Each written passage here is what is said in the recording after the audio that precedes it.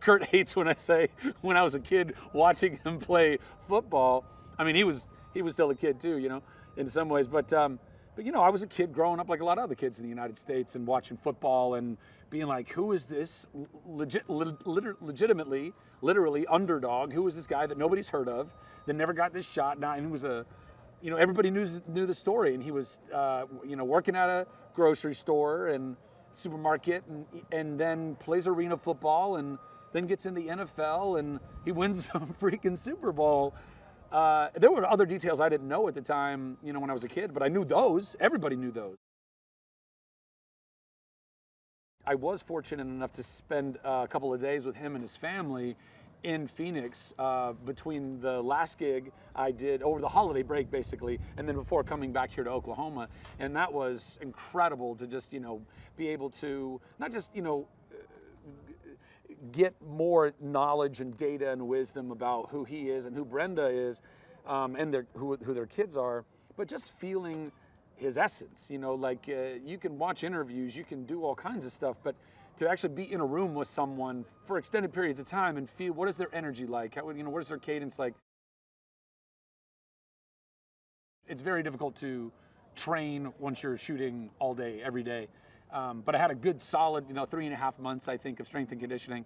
And I got about a month and a half or so of quarterback coaching and training, which was invaluable. I would just wish I would have had a lot more of it. It's very difficult to step into the shoes of and not just an NFL quarterback, a Hall of Fame NFL quarterback who threw a football his entire life, still throws a football beautifully. And I've thrown footballs, but I was never a football player. And I certainly didn't know the mechanics of, really throwing the best of spirals. And I did my best, there's just, at the end of the day, there's never enough time to train. He's got a lot of warmth in him. He's a dad, so he's got that warmth in him. And he's also just like a good old boy from Texas, which was convenient because I was in Austin when we started training, and he was just, about an hour away. But yeah, he's salt of the earth. As is my strength and conditioning coach, Ralph Hernandez. He's fantastic as well.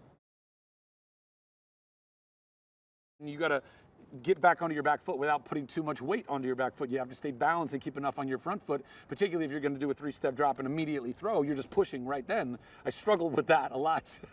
I like a little shuffle step to throw a ball. And getting your arm truly back and having the football pointing the opposite way all in one fell swoop while you're bringing it around and keep making sure that the nose is exactly where you're trying to throw it, which I struggle with as well. I mean, there's all kinds of things that he taught me, but it's it's tough to assimilate them all. She's so talented. She's so professional. Like she's so smart. She's very aware. I mean, she's been doing this since she was a fetus, right? Like she really has so much experience and so much wisdom and compassion that she's built through all that time, which is all fantastic. And like I said, I mean, and a talent. I mean, it's always, you never know when you're thrown into a cast, what's chemistry going to be like, if it is at all, or and you're hoping that you and your scene partners are able to all dig in and find it, wherever, however, and you go and you find it. And I feel like Anna and I have, not knowing each other at all, like most of the time when you're cast opposite someone, she and I can trust each other. The name, it's not, yes, Kurt is the American underdog, per the story, whatever. But really it applies to everyone in the story. Brenda being a, drill sergeant in the Marines, to having two children, single mom now. She doesn't know what she's going to do. She's living at home with her parents. Kurt not being able to find his way in football. Zach, what an inspirational character that is a complete underdog in life.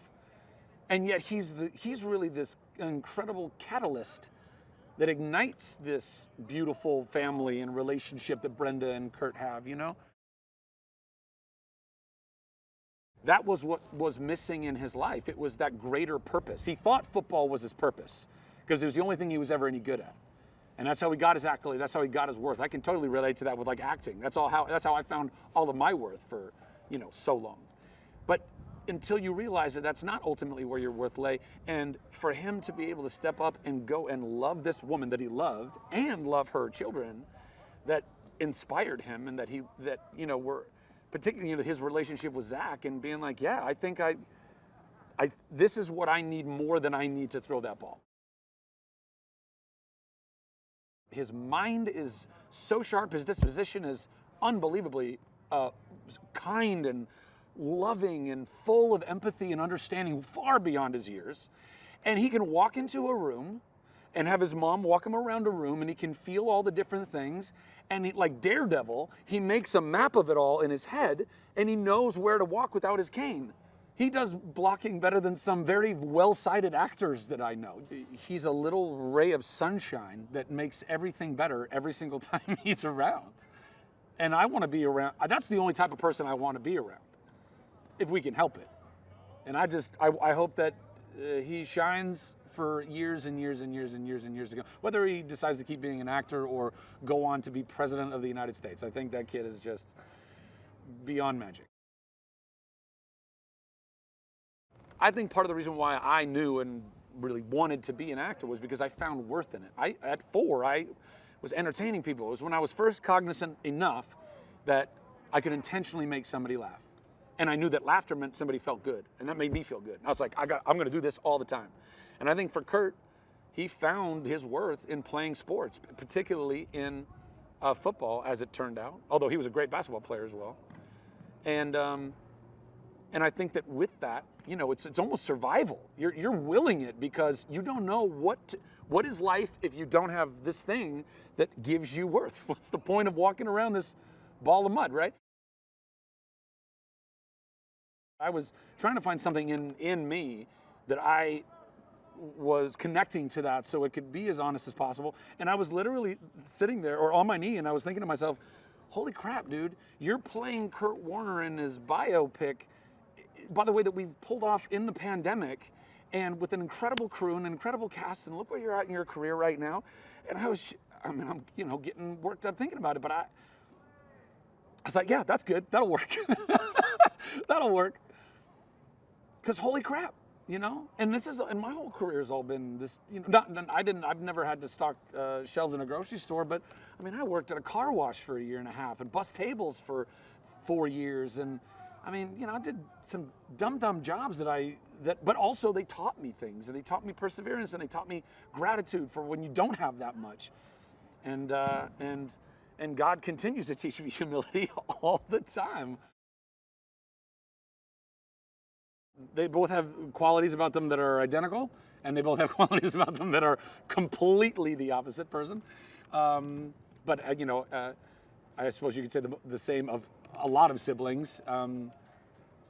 But I appreciate their hearts. I appreciate how much they've fought for this movie for quite some time, and for trusting me with this role, and the leadership position they've given me with that role.